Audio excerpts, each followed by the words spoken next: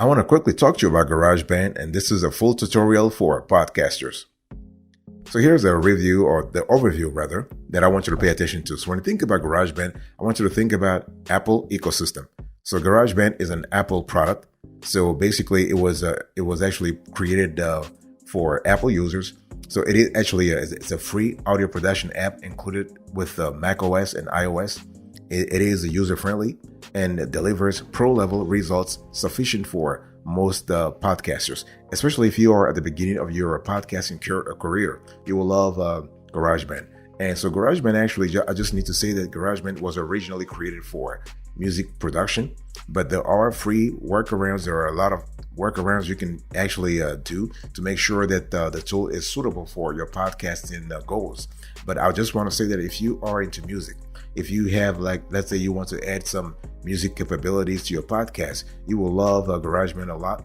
And so you can actually create with or without an instrument. You can create, you can do a lot of stuff in terms of sound effects. You can do a lot of stuff in terms of noise equalization. You can do a lot of stuff in terms of noise leveling. So this is really good. So GarageBand gives you all these capabilities, and everything comes from the app. So all you need to do is to have an Apple product, okay? And for example, you can jam with drummers of every style. For example, actually, there is a session player on GarageBand called Drummer, and the cool thing is that you're able to add sound effects to your podcast with no problem. What we love about GarageBand overall is the ease of use. I mean, GarageBand is an Apple product, and as you know, all Apple products are easy to use in terms of UX, in terms of UI, fantastic. So you don't have to don't expect let's say a steep learning curve when it comes to using GarageBand. It's pretty straightforward. All you need to do is just to know exactly what you want, the style of podcast that you want to have, the final result that you are really envisioning. And what will happen here is that GarageBand will make sure that the magic happens. So this is just fantastic. By the way, boss, welcome back to the show. It's really a pleasure to have you here, to have a quick convo with you today about GarageBand. Make yourself comfortable. We are going to have a fantastic time.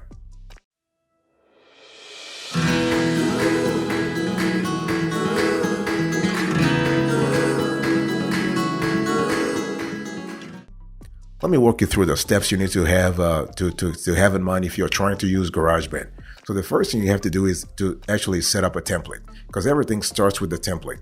Because the whole thing is that GarageBand has a constellation of templates. So if you are trying to build your podcasting, I think your foundation, what we call foundation, your podcasting foundation, you need to base it. You need to put it on a template. So when you open GarageBand iOS, you'll have the option to create a new GarageBand project. So choose empty project to create a custom template.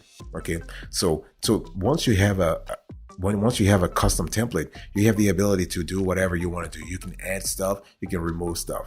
And what will happen here is that once you actually choose a custom template, the tool will prompt you to add your first track from 3 different types. Okay. So you want to choose the track with an image of a microphone, because then you want to select, because then you are sure that you are going to have like a podcasting session. Then you want to select the input, your mic. You need to set the input that your mic is connected to, and click create. So your track will appear in the workspace in the upper right next to a GarageBand's library session. So you can actually verify and, if necessary, edit your microphone input settings under the recording settings tab at the bottom. So just make sure that you always check everything before you actually click finalize, because then you're sure that everything is being recorded. And you want to click the plus icon at the top left if you are recording with multiple microphones. Repeat those steps to create new tracks for each channel, each podcasting channel. And so make sure to assign inputs in recording settings for each track that you create. And you may also want to include tracks for any music or sound effects you regularly use. Add an audio microphone track for each effect and set the input to none. That way you're sure, again, that the quality, the audio quality, the end results in terms of audio quality is just fantastic. And you want to double click the track title to rename it, and right click on the blue waveform to change the track icon. And so what will happen here is that you'll see that there is some transformation in the transport section. So the transport section displays musical information like beats per minute, time signature, sounds, speech, and what have you. So you want to choose time from the transport drop-down menu to simplify the display. Then click on the metronome and counting features to the right of the display to turn them off. Go to File and Save As, and you need to save your recording, your podcasting recording. So that's it. Pretty simple. Boss, I want to quickly remind you of today's topic. We're having a conversation about GarageBand. This is a GarageBand full tutorial for podcasters.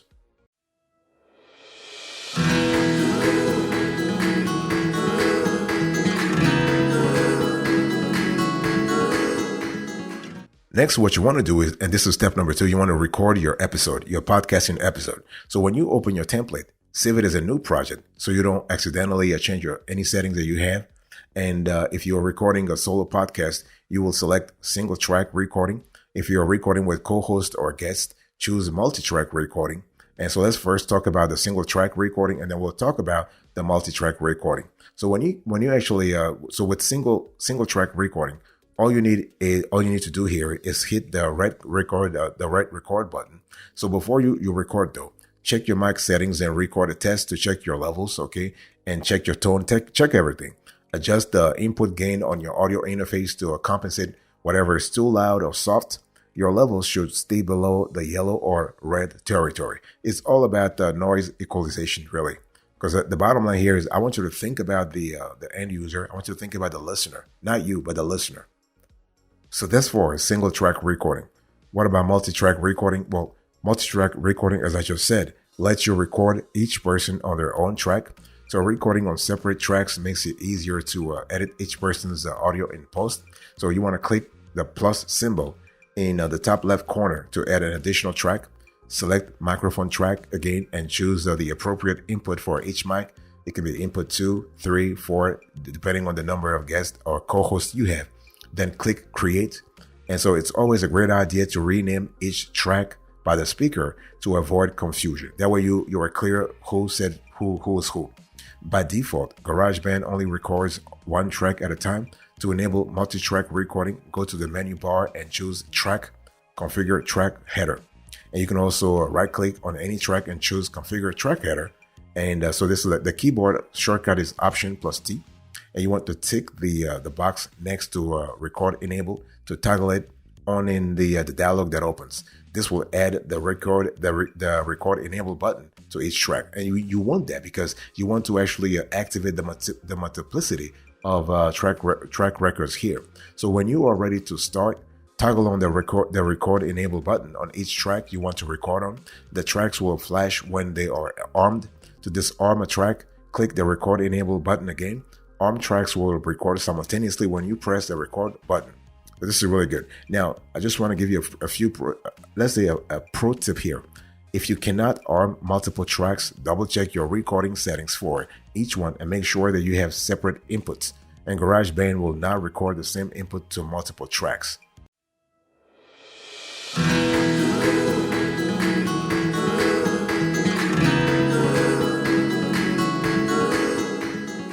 The third thing I want you to do here is to edit your episode. So if you're a podcaster, a beginner or an experienced one, you have to edit your episodes.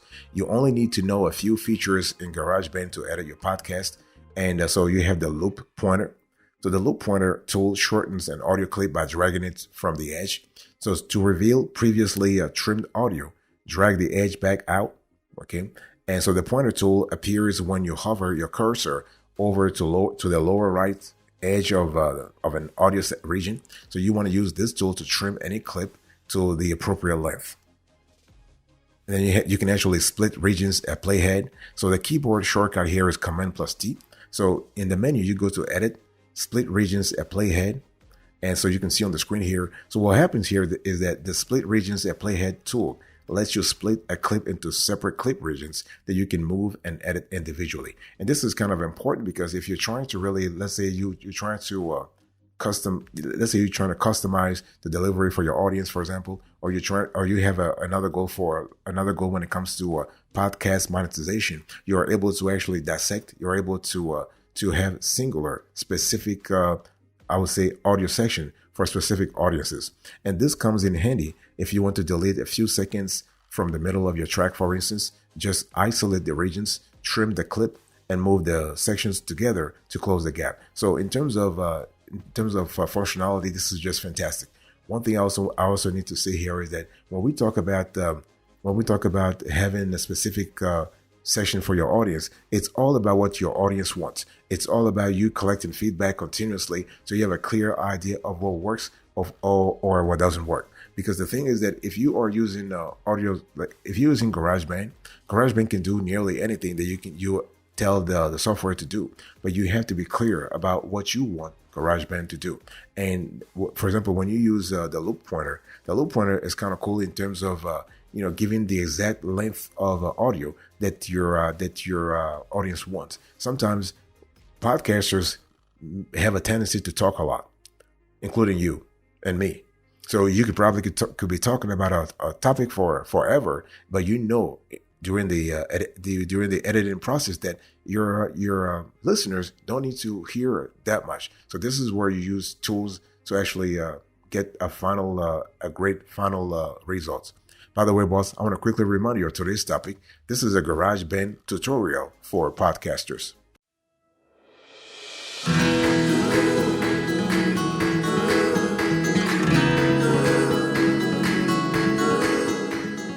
Now I want to talk to you about automation. So for automation, the keyboard shortcut is A. So in the menu, you go to Mix, Show Automation. So using the split a playhead tool can result in clips that stop abruptly. So GarageBand doesn't have a fade tool like many other DAWs. So you'll need to use automation to create volume changes and smooth transitions. And the thing here is that you can select each track's drop-down menu to automate its own parameters. With automation visible, click anywhere on a region in the workspace to create an automation mode. When a bright yellow line appears, you can add additional nodes, drag a node down or up to adjust the volume level at that specific point in the track. This is kind of cool. And let's talk about editing music in GarageBand. Now, GarageBand, as I said earlier, was primarily made for music production, so this is really just fantastic here. As a podcaster, you can use this feature to create unique intro and outro music or background music. First, you want to create a new project. Select the software instrument track type. This lets you plug in a USB MIDI keyboard and use other real instruments via USB. This is really good. So you can also use GarageBand's virtual instruments like the synth, electric guitar, or drum kit. So just go to Window, Musical Typing to use the virtual keyboard. The cool thing about this this section is that you have the ability to do a lot of stuff. So when we talk about editing your episode, it's not just about having a loop pointer or split regions or even automating. It's that you want to bring your podcast to life. And what better tool than music to bring your podcast to life? I mean, as I said before, we podcasters, we have a tendency to talk a lot, and sometimes it's just great to have a musical break to sort of to refresh, to freshen things up, to give a new perspective to the show, or to even make the show more engaging, because you want to have your podcast to be engaging no matter what. I don't care the kind of audience you have. You need to make your podcast engaging, and music does a great job when it comes to engagement, as long as it's not distractive. Okay, and so this is really wonderful. But be sure that you know exactly the kind of music elements that your audience likes, and just serve those. You just want to feed those to them. And again, use Garage. If you have any question about GarageBand's virtual instruments or the ability to use GarageBand to add musical elements, let us know in the comment section, and we'll certainly get back to you, because this is in the interest of time, I'm not really going to go into too much detail into this conversation. But if you have any question, we'll be more than happy to answer any comments, any section, any queries you have, and clarify things for you, so you have a clear idea what we talk about. And one thing I want to say is that when we talk about GarageBand, think about the user interface. As I said before, it's very easy to use, nothing complicated. You don't have to be a professional audio. You don't have to be a professional audio designer or audio, like an editor or video editor. You can use the tool, not a problem.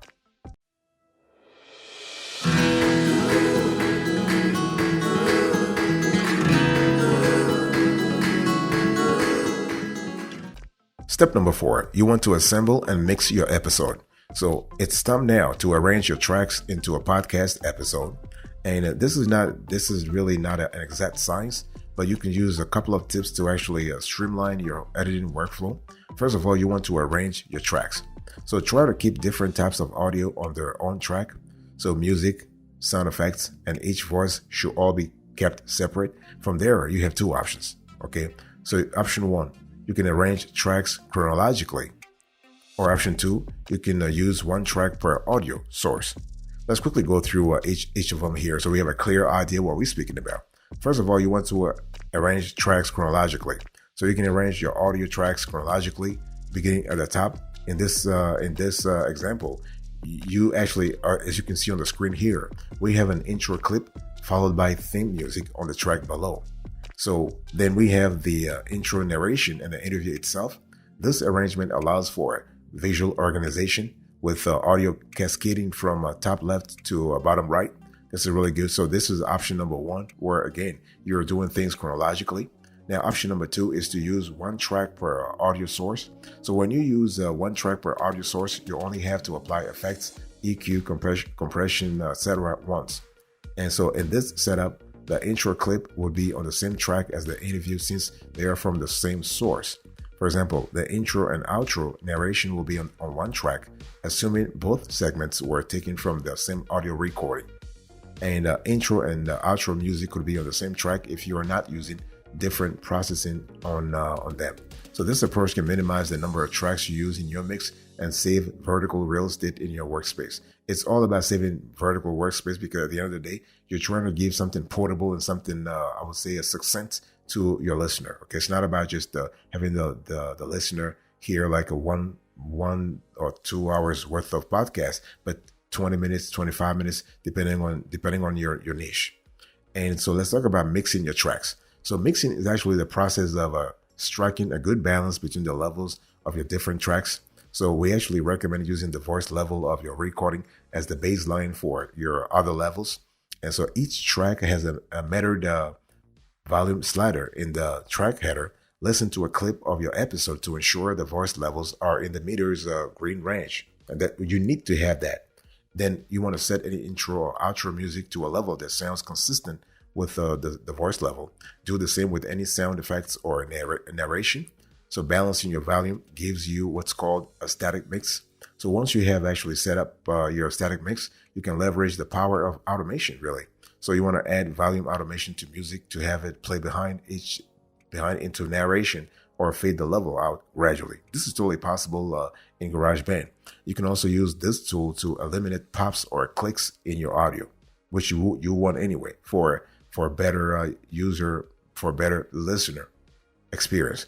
Let's talk about audio processing plugins. You may want to use audio processing plugins like EQ or compression.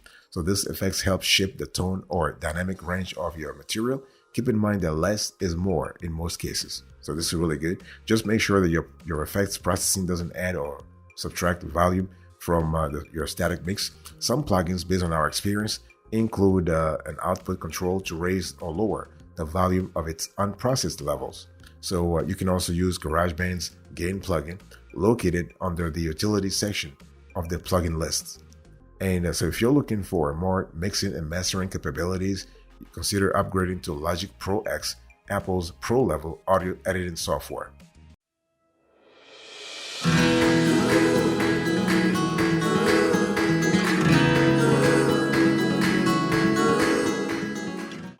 Step number 5, you want to export the file. So before exporting your final episode, hit the play button and listen to each segment for mistakes you might have missed.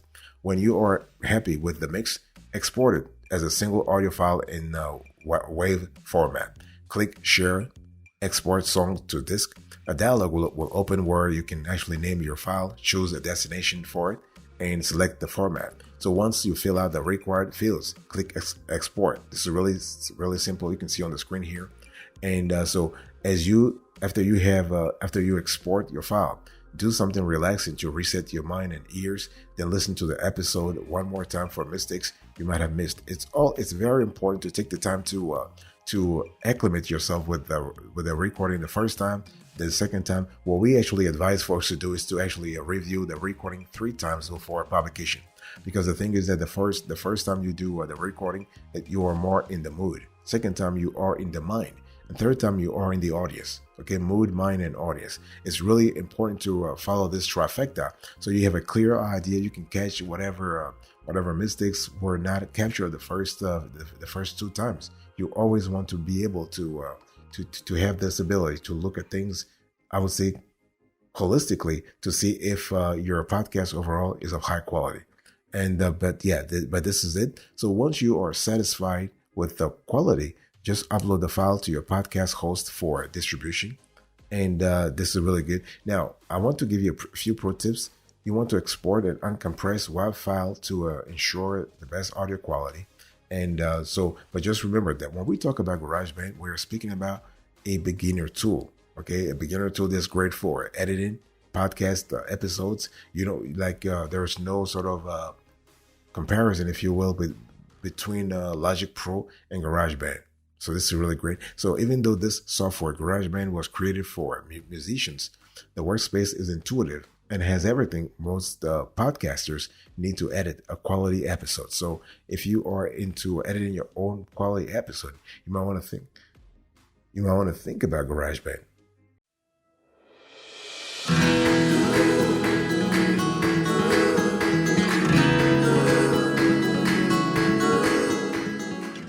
All right. Thank you so much for your attention. I really appreciate it. In today's conversation, I was giving you a GarageBand tutorial for podcasters, and I give you the overview, and then I give you the steps. Step number 1, set up a template. Number 2, record your episode. Number 3, edit your episode.